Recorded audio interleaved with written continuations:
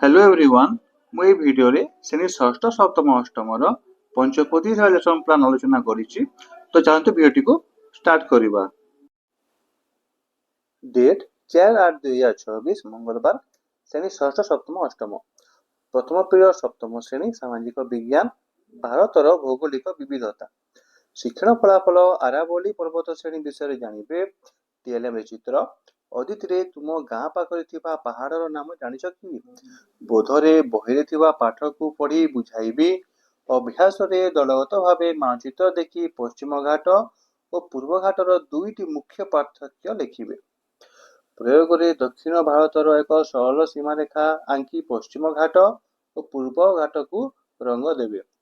ପ୍ରସାରରେ ପଶ୍ଚିମ ଘାଟ ପର୍ବତମାଳାରୁ ବାହାରିଥିବା ଦୁଇଟି ମୁଖ୍ୟ ନଦୀର ନାମ ଲେଖ। 2 ନମ୍ବର ପିରିୟଡ଼ ଷଷ୍ଠ ଶ୍ରେଣୀ English, the ରେଭେନ୍ and the fox. ଶିକ୍ଷଣ ଫଳାଫଳ ଡୁ ପ୍ରାକ୍ଟିସ୍ ଆକ୍ଟିଭିଟି। ଅଦିତିରେ they will look at the picture. ବୋଧରେ I will tell the story. ଅଭ୍ୟାସରେ numbering the picture accordingly to story. ପ୍ରୟୋଗରେ fill the blank with correct word. ପ୍ରସାରରେ tell the story to your friends.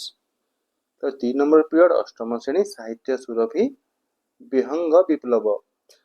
ଶିକ୍ଷଣ ଫଳାଫଳ ସଠିକ ଉଚ୍ଚାରଣ ସହ ପଢ଼ିବେ।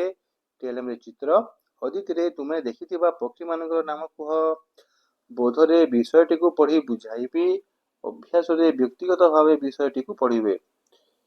ତାପରେ ପ୍ରୟୋଗରେ ବିଷୟରୁ କଠିନ ଶବ୍ଦ ଗୁଡ଼ିକୁ ଲେଖିବେ। ପ୍ରସାରରେ ଚଟିଆର ଗୋଟିଏ ଚିତ୍ର ଅଙ୍କନ କର। 4 ନମ୍ବର ପିରିୟଡ଼ ଷଷ୍ଠ ଶ୍ରେଣୀ ବିଜ୍ଞାନ, ଜୀବଜଗତର ବିବିଧତା। ଶିକ୍ଷଣ ଫଳାଫଳ ଉଦ୍ଭିଦର ମୁଖ୍ୟମୂଳ ଓ ଗୁଚ୍ଛମୂଳ ବିଷୟରେ ଧାରଣା ପାଇବେ।